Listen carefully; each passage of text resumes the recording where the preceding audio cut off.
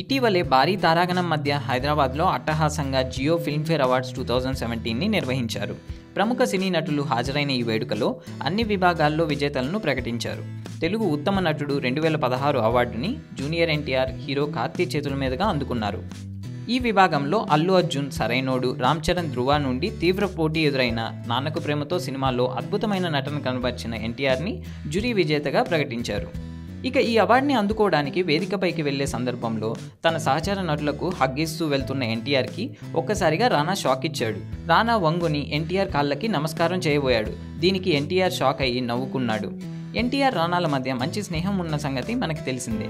వీళ్ళిద్దరూ ప్రైవేట్గా కలిస్తే ఓ రేంజ్లో సందడి చేస్తారని అందరికీ తెలిసిన విషయమే. పైగా ఎన్టీఆర్ నటన అంటే ఇష్టమని రానా స్వయంగా చాలా సందర్భాల్లో చెప్పాడు. Thanks for watching. For more interesting updates, don't forget to subscribe Filmy Looks.